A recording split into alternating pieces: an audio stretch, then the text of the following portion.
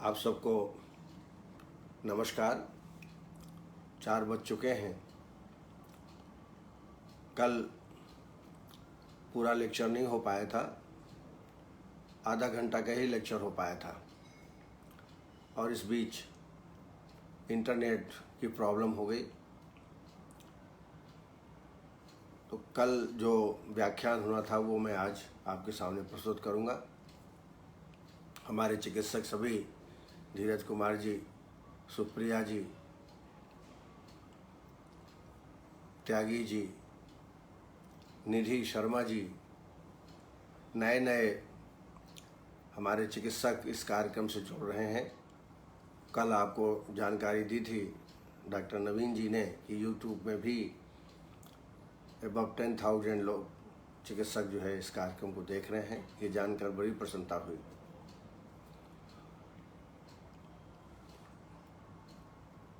कुछ प्रश्न हैं, उसके बारे में पहले चर्चा कर लेते हैं। डॉक्टर ओम प्रकाश तिवारी जी, जो कि बहुत अच्छे प्रैक्टिशनर हैं, शायद इंदौर में प्रैक्टिस करते हैं, ऊर्ध्वतन के लिए श्रेष्ठ योग कौन सा है ये पूछा है। ऊर्ध्वतन का विस्तृत विवरण तो मैं नहीं प्रस्तुत करूंगा, लेकिन आप ये समझ लें कि ऊर्ध्वतन 2 प्रकार का मुख्य रूप से होता है। एक होता है रूक्षोध्वर्तन और दूसरा होता है स्निग्ध उद्धर्तन।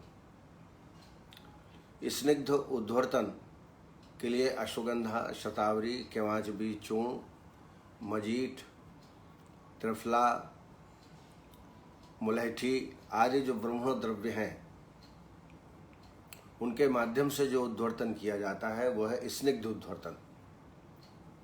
और यह एमिसिएशन में या मायोपैथीज में जहाँ क्षय हो, मानसिक क्षय हो, दुबलापन हो, कृश हो व्यक्ति, वहाँ पर स्निग्ध उद्धर्तन किया जाता है। और रूक्ष उद्धर्तन त्रिकट चूर्ण से, पंचकोल आदि चूर्ण से, कोल कुलत्थादि चूर्ण, इनके माध्यम से जो उद्धर्तन किया जाता है वह है रूक्ष उद्धर्तन। ये मेदो रोग में, स्थूल रोग में, प्रमेह में, जहाँ पर क्षपण क्रिया की अपेक्षा हो वहाँ पर इसका प्रयोग किया जाता है। आम बात में रूक्ष उद्धर्तन करते हैं। तो मैंने दोनों बता दिए आपको। स्निग्ध उद्धर्तन के लिए अश्वगंधा, शतावरी, मुलैठी, केवांच के बीज चूर्ण, त्रिफला, ये जो ब्राह्मण का कार्य करते हैं वो उनको हम स्निग्ध उद्धर्तन। रूक्षोद्धर्तन में त्रिकट चूर्ण, पंचकोल चूर्ण, कोल कुलात्थादि चूर्ण, इनका सेवन आप उद्धर्तन के रूप में कर सकते हैं। डॉक्टर पंकज गोयल का जो प्रस्ताव, मैं कल ही इसके बारे में विस्तृत चर्चा हम कर चुके हैं। डॉक्टर मंजूश्री साहू, इन्होंने कोल्ड एलर्जी यानी कोल्ड से एलर्जी होती है, ठंडी से एलर्जी होती है और नेजल ब्लॉकिंग हो जाती है, इसकी ट्रीटमेंट क्या है। तो एलर्जी है कोल्ड से, तो थोड़ा बचाव का प्रबंध करना चाहिए, एकदम एक्सपोजर नहीं होना चाहिए। दूसरा, एलर्जी में व्याधि क्षमत्व रोगी में कम हो जाता है, तो व्याधि क्षमत्व बढ़ाने वाली चिकित्सा हमको करना चाहिए। अगर कोल्ड एलर्जी पुरानी हो गई हो, ब्लॉकेज भी पुराना हो, तो इसमें पहले वमन और विरेचन करा दें। वमन और विरेचन, उसके बाद फिर नस्यकर्म। नस्यकर्म के लिए जो चक्रदत्त का प्रसिद्ध योग है, जो मैं आपको बताता हूँ, औपीड़न नस के लिए शिग्रू, वचा और विडंग। शिग्रू बीज, वचा और विडंग, इनको बराबर मात्रा में 50-50 ग्राम लेके बारीक चूर्ण कर लीजिए और किसी कांच की शीशी में सुरक्षित रख लीजिए। फिर 2 चम्मच थोड़ा पानी मिला के एक दिन पहले, जिस दिन नस देना हो उसके एक दिन पहले रख लें। दूसरे दिन उसको अच्छी तरह मसल के कपड़े से छानने में, और इसकी मात्रा 6 से 8 बूंद की मात्रा हम औपीड़न नस की दे सकते हैं। 2 दिन स्नेह नस्य दीजिए। यहाँ पर चूँकि हमको नेज़ल ब्लॉकिंग भी है तो ऐसी अवस्था में षडबिंदु तैल या अपामार्ग तैल ये स्नेह नस्य के रूप में 4-4 बूंद प्रयोग करिए। दिन में 2 बार दे सकते हैं। 2 दिन तक स्नेह नस्य और तीसरे दिन अवपीड़न नस्य, जैसा मैंने आपको अवपीड़न द्रव्य बताया आपको। ये लगातार 21 दिन का कोर्स करिए, 21 डेज। और पेशेंट को यदि आराम हो जाए तो अच्छी बात है, अन्यथा 7 दिन गैप करके पुनः 21 दिन का ये नस्य कर्म का कोर्स पेशेंट में करिए। इसके साथ में व्याधि क्षमता बढ़ाने वाली प्रक्रिया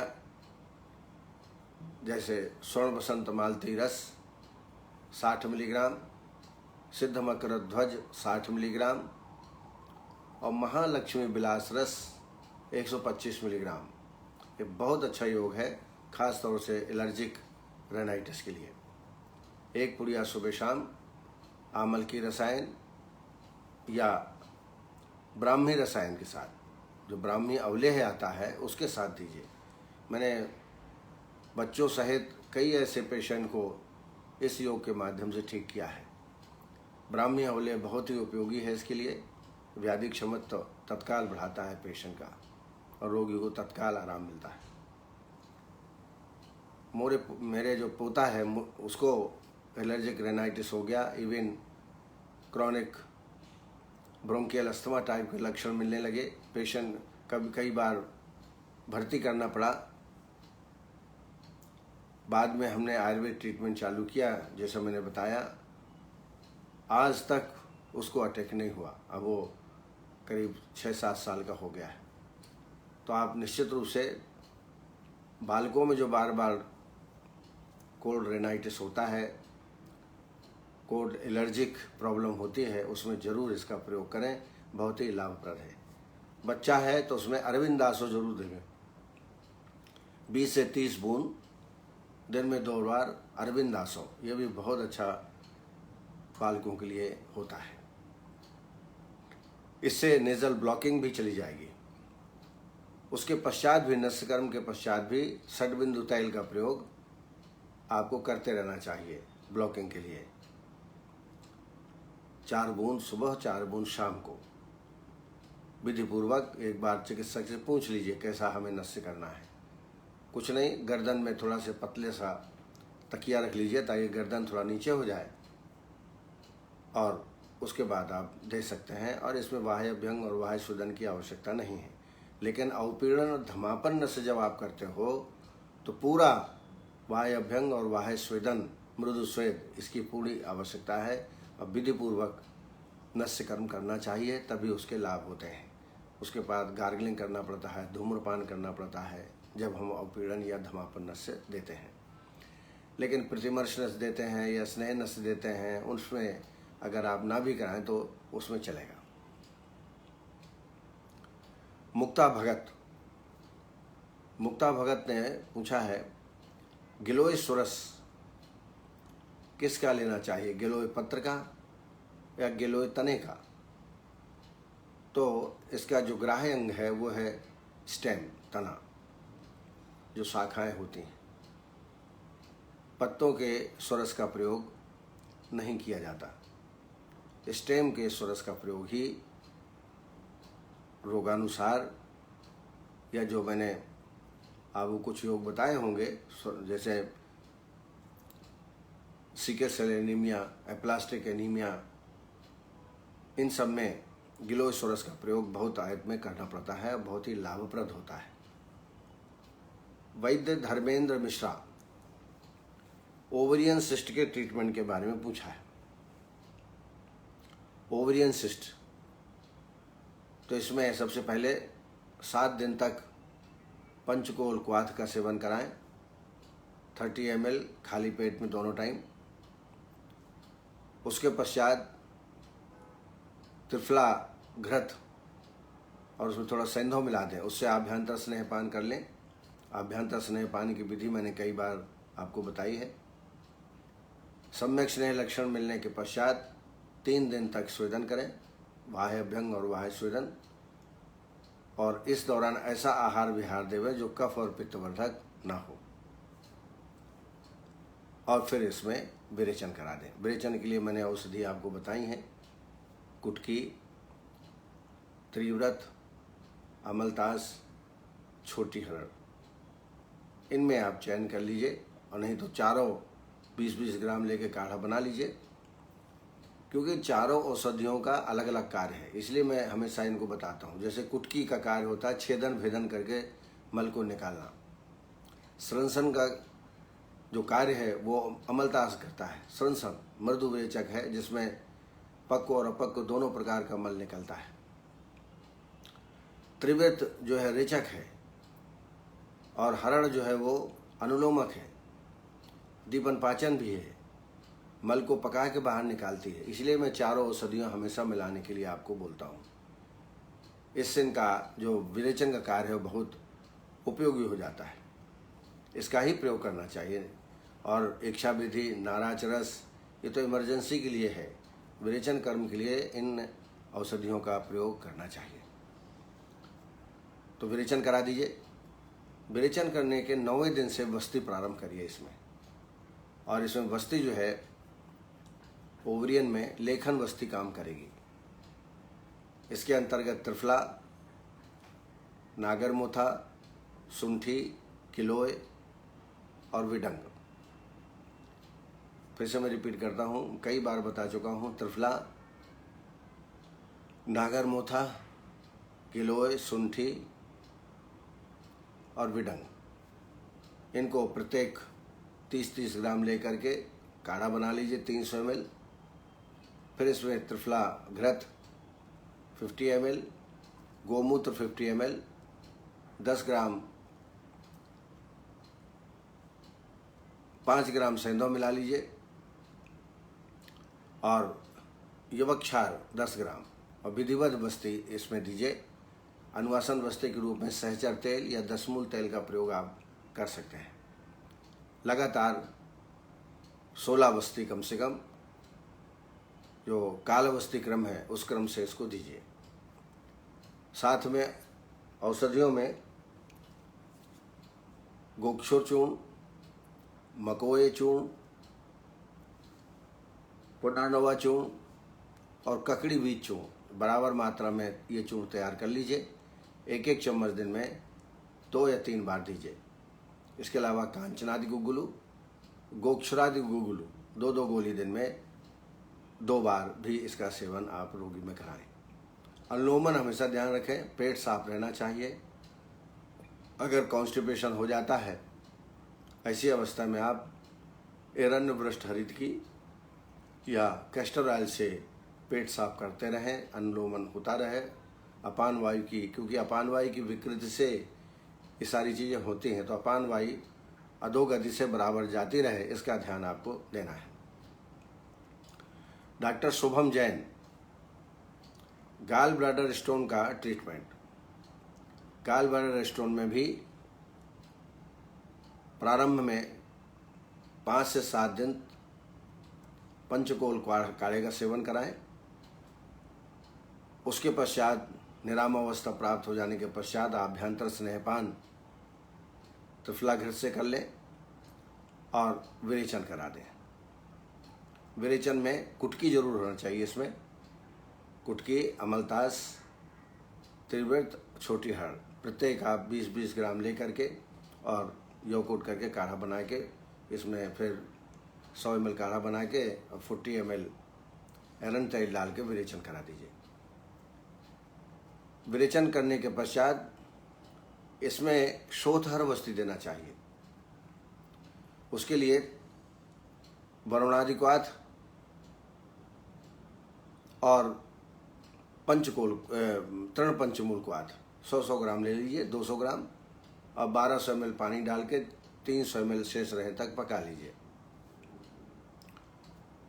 और 300 ml काढ़े में त्रिफला घृत 50 ml, गोमूत्र 50 ml डाल करके विधिवत वस्ती बना दीजिए और ये वस्ती का प्रयोग करें। इससे निश्चित रूप से गाल ब्लैडर निकल जाएगा। साथ में एक योग में हमेशा देता हूँ, कुटकी, गोक्षुर, ककड़ी बीज और शतावरी। कुटकी, गोक्षुर, शतावरी और ककड़ी बीज प्रत्येक समान मात्रा में लेके चूर्ण बना लीजिए और एक एक चम्मच दिन में 2 बार इसका सेवन कर सकते हैं। इस योग को टैबलेट के फॉर्म में एक कंपनी ने बनाया है। आप चाहेंगे तो मैं उनका नंबर दे दूंगा, आप उनसे बात करके, उस टैबलेट का नाम रखा है GS tripsy, tablet GS tripsy. वो 2-2 गोली दिन में 3 बार लगातार 1 माह 2 माह तक दीजिए। धीरे धीरे गाल ब्लैडर स्टोन क्रश होकर बाहर निकल जाएगा। सोनल पटेल, डॉक्टर सोनल पटेल जी ने मधुर गण के औषधियों की मात्रा, मैंने प्रीनेटल के संदर्भ में ये बात कही थी कि मधुर गण की औषधियाँ काकुल्य आदि गण से सिद्धित दुग्ध का सेवन करना चाहिए। तो जब दुग्ध क्षीर पाक करें तो ये ध्यान रखें कैसे बनाना है। तो सबसे पहले काकुल्यादि या मधुरगण औषधियों का काढ़ा बना लें, लगभग 400 ml। फिर इसमें 200 ml दूध डाल करके दुग्ध शेष रहने तक पका लें। जो 400 ml काढ़ा है वो धीरे धीरे सूख जाए, दूध भर बचे। ये हो गया क्षीर पाक। तो ये ध्यान रखिए कि 1 भाग यदि दुग्ध है तो 4 भाग काढ़ा होना चाहिए उस द्रव्य का जिससे आपको सिद्ध करना है। ये सब जगह फार्मूला लागू किया जा सकता है। तो इस प्रकार से आप मधुर गण से औषधियों से दुग्ध को सिद्ध कर सकते हैं। चैताली शिनगने, उन्होंने किताब के बारे में पूछा है। तो किताब का नाम है क्लिनिकल पंचकर्म, रिटन बाय मी। आपको यदि मंगाना है तो मैं एक नंबर दे रहा हूँ आपको। उनका नाम डॉक्टर वैरागी है, डॉक्टर विनोद वैरागी, उज्जैन के हैं। उनसे आप पुस्तकें मंगा सकते हैं। डॉक्टर विनोद वैरागी, नंबर लिख लीजिए 94250 92284। फिर से रिपीट कर रहा हूँ मैं 94250 92284। कई लोगों ने मेरा नंबर पूछा है, मैं अपना भी नंबर आपको बता देता हूँ 9920486729 9980499। देखो मैं भूल रहा हूँ, मैंने अभी पहले आपको बताया वो सही था, पहले जो मैंने बताया वो सही था 9920486729। ये मेरा व्हाट्सएप नंबर भी है। रजनीश शर्मा, उनका एक फीमेल पेशेंट है 46 का, उनको फाइब्राइड हो गया है, बल्कि यूट्रस है, डिस्यूरिया भी है, ईचिंग होती है, यूरिन में पस निकलता है यानी इन्फेक्शन है। 20 से 25 पस यूरिन में निकलते हैं। लेकिन ये पेशेंट पंचकर्म के लिए तैयार नहीं है। कोई बात नहीं। तो फाइब्राइड और बल्कि यूट्रस के लिए पहले आप नोट कर लें। इसमें कांचनारी छाल 100 ग्राम, गोक्षुर चूर्ण 100 ग्राम, मकोय 100 ग्राम और वरुणादि क्वाथ 100 ग्राम, इनका बारीक चूर्ण तैयार कर लें। 1-1 चम्मच दिन में 3 बार लें। इसके अलावा वरुणादि क्वाथ और तृण पंचमूल क्वाथ 15 दिन वरुणादि क्वाथ, 15 दिन तृण पंचमूल क्वाथ, इसका सेवन रोगी को कराएं। यूरिन इन्फेक्शन के लिए चंद्रप्रभा बटी 2-2 गोली दिन में 2 बार, तृणकांत पिष्टी 250 मिलीग्राम, प्रोआल पिस्टी 250 मिलीग्राम, ये एक खुराक है। ऐसे दिन में 3 बार शहद के साथ इसका सेवन कराएं। उसके अलावा चंदनासो 20 ml पानी भोजन के बाद दोनों टाइम दें। और सौंफ से सिद्धित पानी का सेवन दिन भर कराएं। 1 लीटर पानी में 50 ग्राम सौंफ ले लीजिए या कुट कर लीजिए। 1 लीटर पानी में इसको डाल दीजिए और 1 बॉयल आने तक पकाइए। 1 बॉयल आना चाहिए, उसी में फिर ठंडा होने दीजिए। इसको हम श्रुतशीत फांड कहते हैं। तो इसका पानी पिलाने से भी काफ़ी आराम पेशेंट को प्राप्त होता है। और साथ साथ में अनुलोमक द्रव्य भी देते जाइए। उसके लिए एरंड भ्रष्टारित की मैंने बताई आपको, रात को आधा चम्मच डेली पेशेंट को दें। इससे फाइब्राइड में भी लाभ होगा और डिस्यूरिया जो हो रहा है उसमें भी पेशेंट को लाभ होगा। पानी की मात्रा भी अधिक पिलाएं, उससे भी पस सेल की संख्या जो है वो कम हो जाती है। इस तरीके से उसको आप कंट्रोल कर सकते हैं। ईचिंग हो रही है लोकल में, तो वहाँ पर आप टेक्जिमा ऑइंटमेंट लगा सकते हैं, चरक कंपनी का है, या आर्टिप्लेक्स लोशन। ये दिन में 3-4 बार लगा लें, लेकिन इसके पहले स्थान को अच्छी तरह साफ कर लें। प्रयास करें कि नींबू छाल का काढ़ा या नींबू पत्र का काढ़े से स्थान को साफ करके टेक्जिमा या आर्टिप्लेक्स लोशन लगाएं। इससे काफ़ी आराम होगा। साथ साथ में आरोग्यवर्धनी 2 गोली दिन में 2 बार पानी के साथ सेवन कराएं। ये तीनों जो आपकी बीमारी जो आपने बताई हैं, पस सेल, फाइब्राइड, बल्कि यूट्रस, इन सब में ये काम करेगा। आशुतोष कुमार जी ने ऑटो इम्यून में गिलोय का प्रयोग, ऑटो इम्यून डिसीजेस, जब हमारा इम्यून सिस्टम हमारे विपरीत ही टिश्यू के विपरीत कार्य करने लगता है, तब ऑटो इम्यून डिसीजेस का पैदा होती हैं। जैसे रिमेटॉइड आर्थराइटिस, बहुत सारी दवाइयाँ, बहुत सारे रोग हैं जो इसके कारण होते हैं। तो निश्चित रूप से गिलोय का प्रयोग व्याधि क्षमत्व के लिए भी श्रेष्ठ है और हर दृष्टि से भी श्रेष्ठ है। इसलिए गिलोय घनबट्टी का सेवन आजकल तो बहुत बढ़ गया है। कोरोना की वजह से आजकल हर व्यक्ति गिलोय घनबट्टी, अश्वगंधा कैप्सूल, तुलसी घनबट्टी, इनका सेवन व्यक्ति कर रहे हैं। तो इससे निश्चित है इम्यून सिस्टम इससे प्रभावित होता है, बढ़ता है। गगन प्रीति कौर जी ने प्रेगनेंसी में एनीमिया हो जाए तो क्या ट्रीटमेंट देना चाहिए? प्रेगनेंसी में एनीमिया हो जाए तो क्या ट्रीटमेंट देना चाहिए? एक तो आप लोहासो और द्राक्षासो, 2 चम्मच लोहासो, 2 चम्मच द्राक्षासो और 4 चम्मच पानी भोजन के बाद दोनों टाइम लीजिए। एक टैबलेट आती है अभ्रलोह, 2 गोली सुबह, 2 गोली शाम को इसका सेवन करिए। डायरेक्ट आयरन देने से कॉन्स्टिपेशन होता है। अगर देना ही पड़े तो मंडूर भस्म 250 मिलीग्राम, मुक्ता प्रोआल पंचामृत 60 मिलीग्राम, गिलोय सत्व 250 मिलीग्राम, ये च्यवनप्राश के साथ दिन में 2 बार पेशेंट को देवें। साथ साथ में खान पान का ध्यान रखें। सलाद अच्छा खिलाएं जिसमें सलजम हो, जिसको वीट कहते हैं, गाजर हो, टमाटर हो, इनका सेवन अत्यधिक करें। प्रतिदिन कम से कम 1 मौसमी, 1 सेव का सेवन कराएं रोगी को।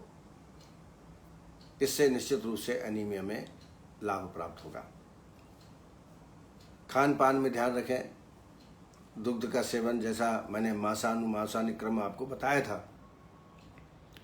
कुछ लोगों का ये कहना था कि फिर से रिपीट कर दीजिए। देखो समय बचता है तो मैं फिर से आपको प्रथम मास में क्या दें, द्वितीय मास में क्या दें, गर्भ स्थापन के लिए क्या करें, इसके बारे में भी अपन चर्चा करेंगे।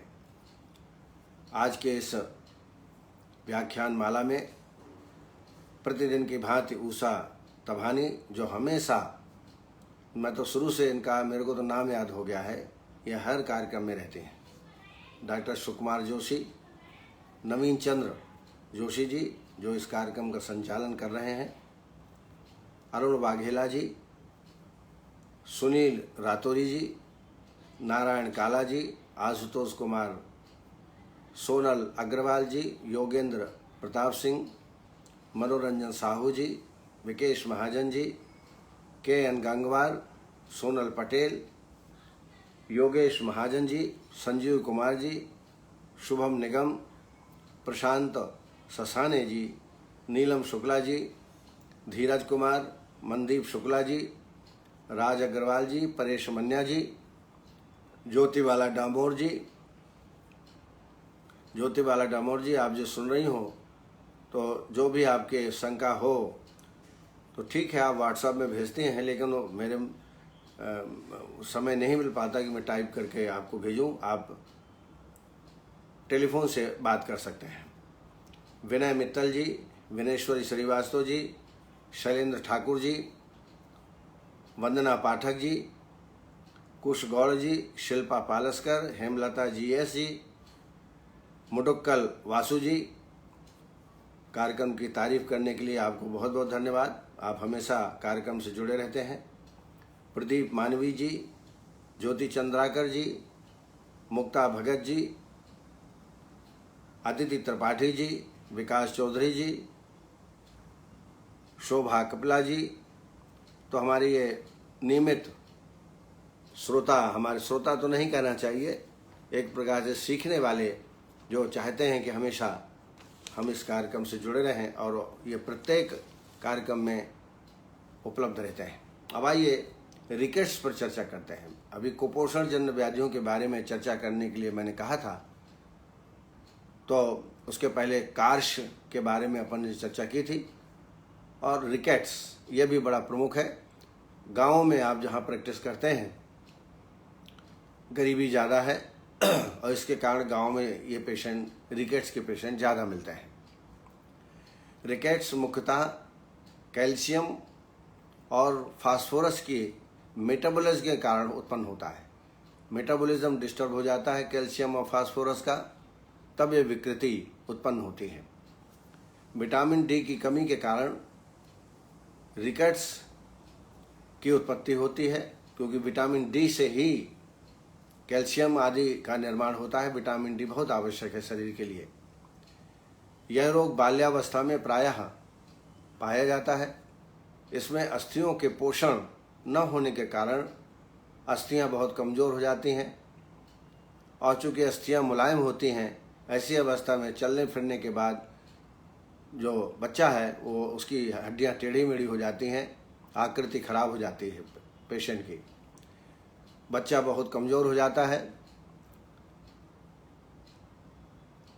इसके निदानों में देखें तो कई बार बच्चों को अधिक कपड़े पहना देते हैं, जिससे सूर्य का जो संताप है, सूर्य का प्रकाश है, वो शरीर में नहीं पहुंच पाता।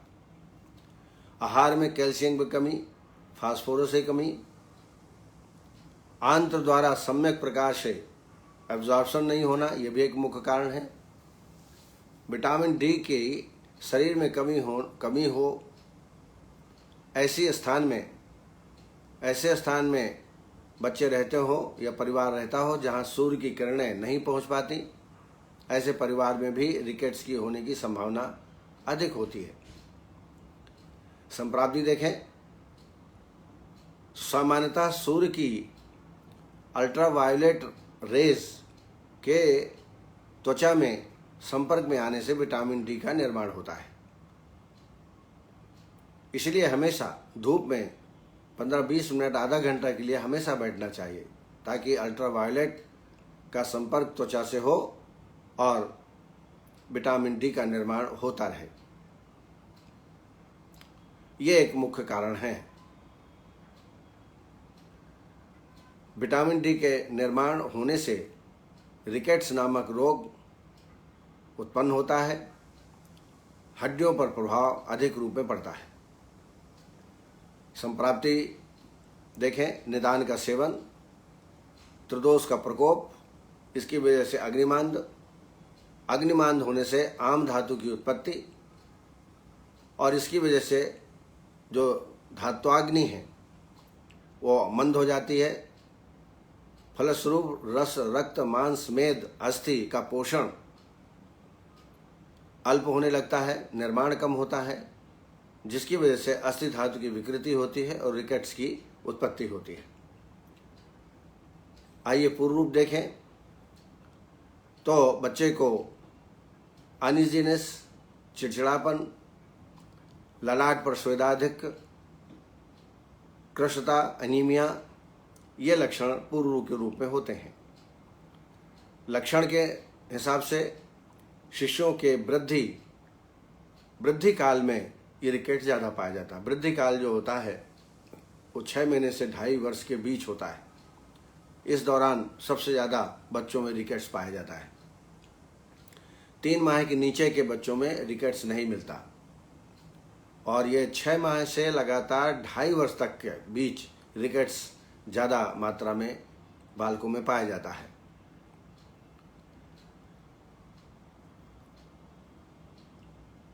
सर्वाधिक जैसा मैंने बताया 6 माह से 2.5 वर्ष के बीच रिकेट्स पाया जाता है। सिर के अगले भाग एवं पिछले भाग की अस्थियों में उभार उत्पन्न हो जाता है। सिर बहुत बड़ा हो जाता है। ब्रह्मांड बहुत बड़ा होता है और देर से बंद होता है। कपाल अस्थियों में मृदुता होती है। दंतोद्भव समय से नहीं होता, देर से होता है। बार बार कृमिदंत की उत्पत्ति हो सकती है। मुख्य लक्षण है वक्ष के सामने दोनों तरफ रिप्स संधि बनाती हैं दोनों तरफ। इनके फूलने पर रुद्राक्ष की माला समान रचना हो जाती है, जिसे रिकेट रोजरी कहते हैं। रिकेट रोजरी मेरुदंड का पार्श्व अथवा पीछे मुड़ जाता है, जिसको हम पार्श्व मुड़ना स्कोलियोसिस और पीछे मुड़ जाना लॉर्डोसिस, ऐसे लक्षण रोगी में मिलते हैं। मणिबंध जानुसंधि का अधिक मोटा हो जाना, उभरा होना, पैर की अस्थियों का टेढ़ा हो जाना, शारीरिक वृद्धि का रुक जाना, पाद तल का चपटा होना, उदर बाहर की ओर निकल जाना, विबंध और कभी कभी कन्वल्जन आक्षेप भी पेशेंट को आ सकते हैं। Enlargement of liver, difficulty in movement, weakness, ये रिकेट्स के बच्चे में प्रमुख लक्षण के रूप में पाए जाते हैं। आइए चिकित्सा पर थोड़ा विचार करें तो सबसे पहले निदान का परिवर्जन, संतुलित बैलेंस डाइट का सेवन, यह सबसे महत्वपूर्ण बात है। बैलेंस डाइट मिलना यह निश्चित है हमारे सामाजिक और सरकार की जवाबदारी होती है। दुग्ध का अधिक मात्रा में सेवन करना, सूर्य के प्रकाश में कम से कम कपड़े पहनना, सूर्य प्रकाश के सेवन के लिए कम से कम कपड़े और लगभग 20 से 30 मिनट तक धूप में पेशेंट को बैठाना चाहिए। तिल और गुड़ ये दोनों मिला करके सुबह शाम 2 चम्मच तिल 2 चम्मच गुड़ दोनों टाइम इसका सेवन कराएं। तिल में बहुत अच्छा कैल्शियम रहता है। रसौषधियों में अग्नि कुमार रस 125 मिलीग्राम, प्रोआल पंचामृत 125 मिलीग्राम, बाल रोगांतक 125 मिलीग्राम, दिन में 2 बार च्यवनप्राश के साथ इसका सेवन कराएं। एक और अच्छा योग है जो कि बहुत ही लाभप्रद है बालकों के लिए, कुमार कल्याण रस 60 मिलीग्राम।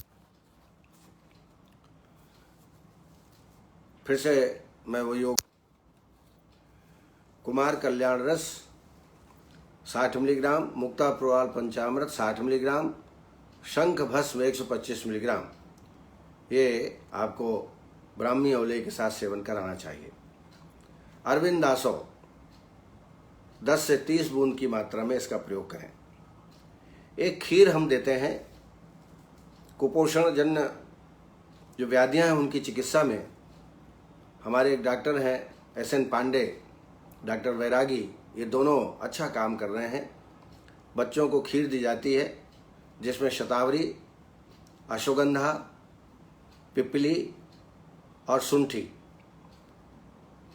इन औषधियों से दुग्ध सिद्ध किया जाता है और उस दुग्ध में साली चावल या चावल थोड़ा सा डालकर एक खीर नुमा बनाई जाती है। थोड़ा शक्कर भी उसमें डाला जाता है और ये खीर का सेवन कराते हैं। इससे कुपोषण जन्य व्याधियों में बहुत आराम मिलता है, रिकेट्स में भी बहुत अच्छा आराम प्राप्त होता है। इसके अलावा अश्वगंधा बला तैल से अभ्यंग कराते हैं और मात्रा बस्ती महामास तैल से 10 to 20 ml बच्चों को दी जाती है। इसके अलावा नारायण तेल या महामास तेल का भी प्रयोग हम अभ्यंग के लिए कर सकते हैं। अणु तेल के माध्यम से एक एक बूंद नासा में डाला जाता है प्रतिमर्शनस्य के रूप में, और साथ साथ में मूंग और दलिया, इसका सेवन रोगी में कराते रहते हैं। आइए 5 मिनट में हम मासानुक्रम जो चिकित्सकों ने फ़ोन किए हैं मैं बताना चाहूँगा। और गर्भ स्थापन के लिए कई बार जो है गर्भ स्थापन नहीं होता, नॉर्मल होते हैं दोनों व्यक्ति, लेकिन गर्भ का स्थापन नहीं होता है। उसके लिए चरक ने बहुत अच्छी 11 औषधियों का उल्लेख उन्होंने किया है। उनमें मैं 9 औषधियाँ आपको बता रहा हूँ। ब्राह्मी, शतावरी, पाटला, गिलोय, गोरखमुंडी, हल्दी, हरितकी, बला, नागबला और प्रियंगु। फिर से रिपीट करता हूँ मैं, ब्राह्मी, शतावरी, पाटला, गिलोय, गोरखमुंडी, हल्दी, हरितकी, बला, नागबला और प्रियंगु, इनकी बराबर बराबर मात्रा में चूर्ण तैयार कर लीजिए और इन औषधियों से सिद्धित दूध का सेवन कराइए पेशेंट को। घृत सिद्ध कर लें या घृत सिद्ध कर लें, दुग्ध का तो सेवन करना ही है, या घृत को भी सिद्ध कर लें और इसका सेवन कराएं। पुष्प नक्षत्र में इन्हीं औषधियों से स्नान कराएं। और यह भी कहा जाता है कि इन औषधियों को हाथ में बांध भी देना चाहिए। ऋतुकाल के चौथे दिन से 16वें दिन तक इन औषधियों का प्रयोग कराया जाता है। 3 माह लगातार कराएं, इससे निश्चित रूप से गर्भ स्थापन होता है और गर्भ स्थापना के बाद भी इन औषधियों का सेवन हम कराते रहना चाहिए। मासानुक्रम जो चरक का है जिसका प्रयोग करना चाहिए हम लोग भूल गए हैं। प्रथम मास में शीतल दुग्ध का सेवन, औषध सिद्ध युक्त दुग्ध नहीं देना है प्रथम मास में। द्वितीय मास में मधुरगण, काकुल्यादि गण औषधियों से सिद्ध दुग्ध का सेवन कराएं। तृतीय मास में दुग्ध में मधु और घृत, दुग्ध लगभग 200 ml, मधु 20 ml और घृत 25 ml मिला करके इसका सेवन कराएं। चतुर्थ मास में दूध में मक्खन मिलाकर या मात्र मक्खन 20 ग्राम की मात्रा में 2 बार सेवन कराएं। पंचम मास में दुग्ध में घृत मिलाकर या मात्र गोदुग्ध का ही सेवन पेशेंट को कराना चाहिए। छठवें महीने में मधुरगण औषधियों से सिद्धित दुग्ध में घृत मिला करके, दुग्ध 200 ग्राम, घृत 20 ml मिला करके सेवन कराएं। लेकिन दुग्ध हमेशा ठंडा होना चाहिए, बहुत गर्म नहीं होना चाहिए। या मधुर गण की औषधियों से सिद्धित दुग्ध से निकाला गया घृत, इसका सेवन भी बहुत ही उपयोगी है। सप्तम मास में मधुर गणों से सिद्धित दुग्ध एवं घृत का प्रयोग करें। इस मास में केश उत्पन्न होते हैं, तब माता के शरीर में दाह की उत्पत्ति होती है और कई बार कंडु और स्राव भी उत्पन्न होने लगता है। इसी कारण किक्किस रोग की उत्पत्ति होती है, जिसको स्ट्रिया ग्रेविडोरम कहते हैं, उत्पन्न हो जाता है। इसकी चिकित्सा मधुरगण औषधियों से सिद्धित दुग्ध से निकाला गया मक्खन का सेवन कराएं। और एक चूर्ण है जो बड़ा उपयोगी है किक्किस के लिए, इसमें शीरीष छाल, धाय पुष्प, पीली सरसों, मुलैठी। फिर से रिपीट करता हूँ, शीरीष छाल, धाय पुष्प, पीली सरसों और मुलेठी, इनका बारीक चूर्ण तैयार कर लें और इसे किस में थोड़ा से घर्षण करें, इससे बड़ा लाभ होता है। उदर प्रदेश में मर्दन करें। एक और योग है कनेर की पत्ती के कल्क से सिद्ध कर लें तेल को,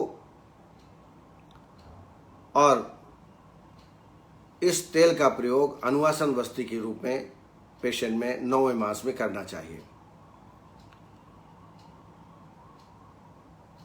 कनेर की पत्ती के कल्क से तैल सिद्ध करके लगावें। ये किसके लिए है? 8वें महीने में यबागु को दूध में पकाकर घृत मिलाकर सेवन करें। 9वें मास में मधुरगढ़ औषधियों सिद्धित तैल की अनुवासन वस्ती देवें और इसी तैल से फावा भिगो करके योनि मार्ग में धारण कराएं। इसका पालन करने से गर्भिणी सुखपूर्वक, समय पर, मनोनुकूल, सर्वगुण संपन्न स्वस्थ पुत्र और पुत्री को जन्म देती है। इन्हीं शब्दों के साथ आपको बहुत बहुत धन्यवाद। आप समय पर उपस्थित होते हैं। कल फिर इसी समय उपस्थित होकर एक नए व्याधि के साथ हम आपके सामने उपस्थित होंगे। तब तक के लिए नमस्कार। जय आयुर्वेद।